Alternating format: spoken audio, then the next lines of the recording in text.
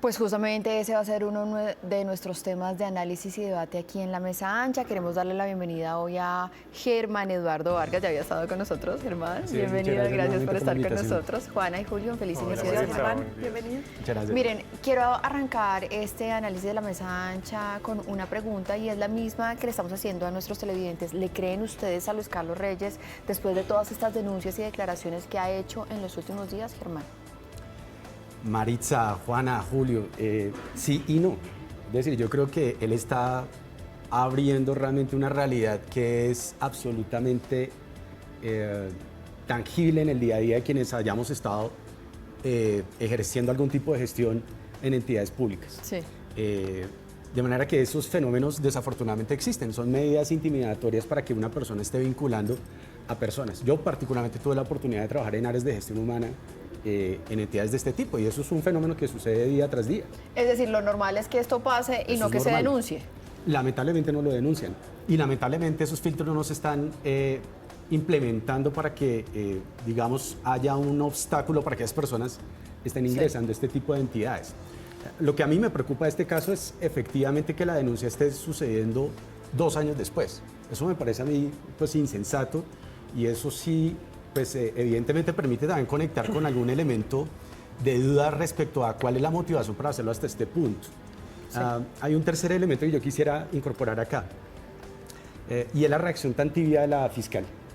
Yo creo que ese tema de que esto no es un delito cuando evidentemente son medidas, reitero, intimidatorias, hay unos mecanismos de presión. Si una persona que está evidentemente tan cercana al presidente de la República está pasando hojas de vida, Sí. o el presidente del Congreso en su momento, Sí. pues, y sobre todo una persona sin experiencia gerencial, porque Reyes, hay que decirlo, es muy cómoda la posición de la academia. Yo he tenido ambos bandos Sí. y la academia es muy tranquila.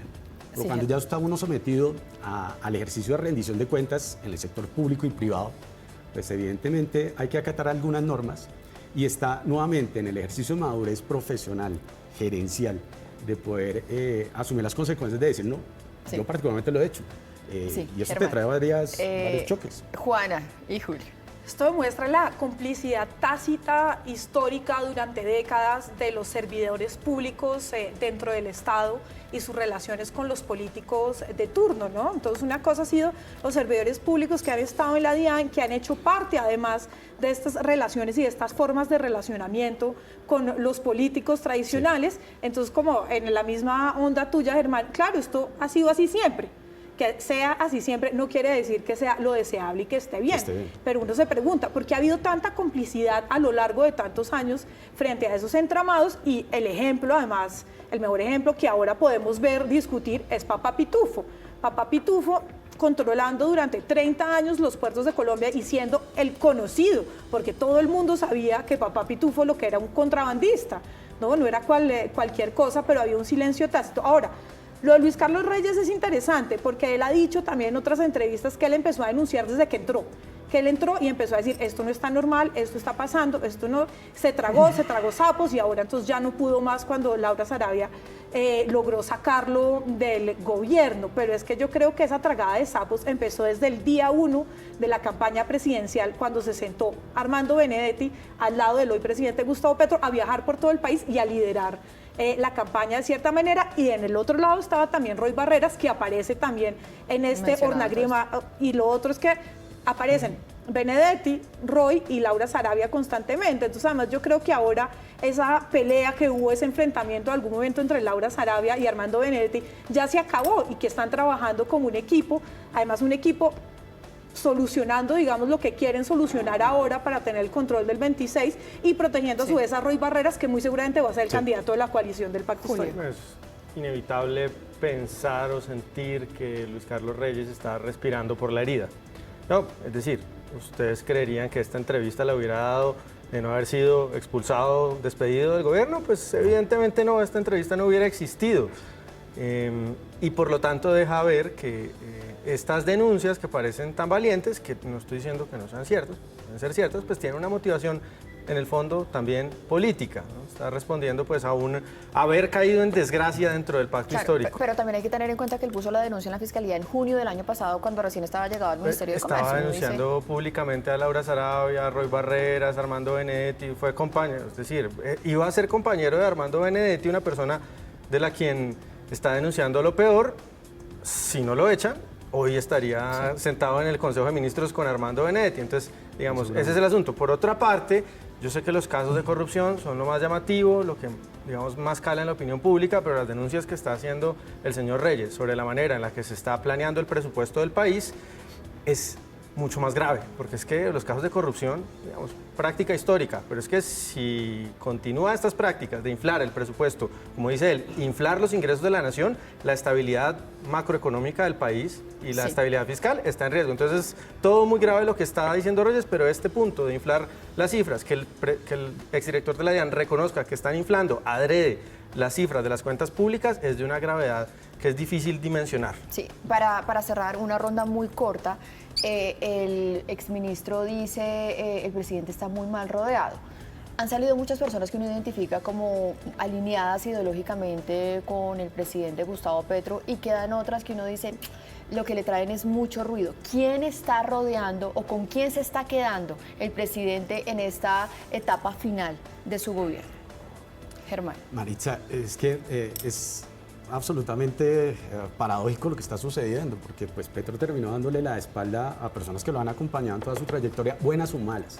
No voy a entrar a calificar ese aspecto, pero ha sido muy incoherente esa postura.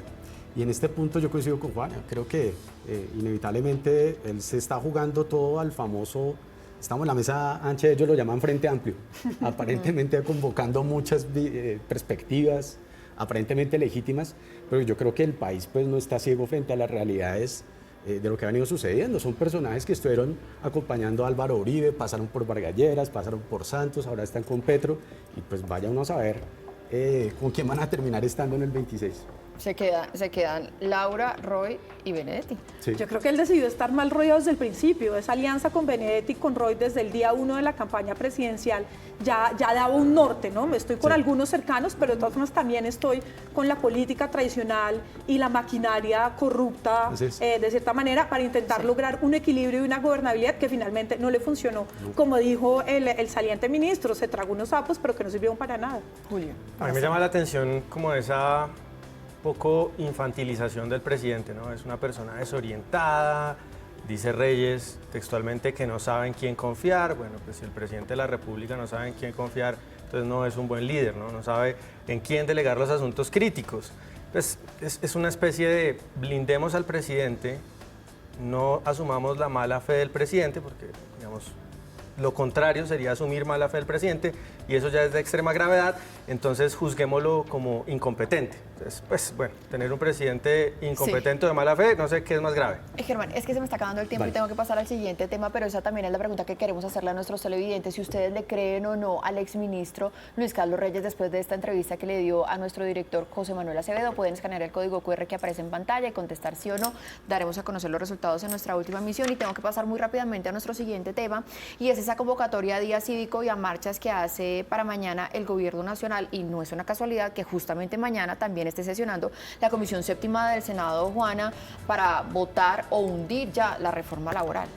Yo creo que el llamado de las manifestaciones de mañana no creo que vaya a ser muy exitoso. Digamos que para poder movilizar masivamente a la población tiene que haber una causa que despierte enormemente las ganas de salir, que de verdad mueva a la población de manera masiva. Creo que esta no es, o todavía no está lo suficientemente anclada en la población y en la ciudadanía la necesidad de salir a defender las reformas. Entonces creo que esto va a ser realmente, puede salir gente, pero como lo hemos visto, funcionarios, porque es el Gobierno Nacional el que está llamando, pero no creo que vaya a ser una marcha tan exitosa como se espera. Digamos que es un precalentamiento de lo que se viene el resto del año. Pues es una marcha que nace para intentar deslegitimar por la fecha, por el contexto, por la naturaleza de la convocatoria, para intentar deslegitimar una de las ramas del poder público, ¿no? Que es el Congreso de la República, para intentar presionarla. No como antes, que marchaban los sindicatos de manera espontánea, lo cual es perfectamente factible, que un sector de la sociedad civil se movilice para decirle a un poder público, me parece que la orientación debe ser esta, sino es una rama del poder público, la rama ejecutiva, organizando, financiando, no nos olvidemos, las múltiples denuncias que hay sobre cómo se utilizan recursos públicos, plata de los impuestos de los ciudadanos, para movilizar, intentar movilizar una parte de la población en contra de otra rama del poder público, para minar la legitimidad de esa rama. Eso me parece a mí pues, de absoluta gravedad, que ya el presidente declare día cívico abusando del poder presidencial, lo cual va a ser, digamos, la moneda de cambio frecuente de aquí en adelante, es el presidente usando el poder presidencial para hacer campaña para el pacto histórico para el año entrante. Todo esto pues es una gravedad increíble y pues si nos vamos al fondo, pues una cosa insólita, ¿no? Mañana seguramente vamos a tener una marcha sindical, por ejemplo, el sindicato de maestros marchando para que se universalice el mal sistema que les impuso el gobierno a ellos. No se entiende desde ninguna de las partes. Germán, para cerrar. Maritza, yo acá aportaría, complementando lo que ya han planteado, 3 puntos. El primero, yo creo que ya lamentablemente estas marchas están desnaturalizadas. Las más recientes han sido un fracaso, tanto de la oposición como las del gobierno. Yo no sé si ya el país está tan desgastado realmente que esto puede movilizar más que personas de un grupo político, de algún tipo de filiación, a si realmente van a desatascar los asuntos públicos. El siguiente punto que yo diría es, creo que es bastante inconveniente que el presidente esté presionando este tipo de reacciones por cuanto la economía está bastante frágil y esto naturalmente va a colapsar, sea un éxito o no sea un éxito la marcha, las calles van a estar realmente bloqueadas. Y un tercer punto, pues por lo menos a rescatar que ya este año no fue el día del cumpleaños de él, que es pues una medida que también da cuenta del talante tan ególatra que ha venido proyectando el presidente. Pues Germán, muchísimas gracias por acompañarnos y aceptar esta invitación. Juana y Julio, para ustedes también muchísimas gracias. Es hora de hacer una breve pausa aquí en Noticias RCN, pero quédense con nosotros porque ya volvemos con más.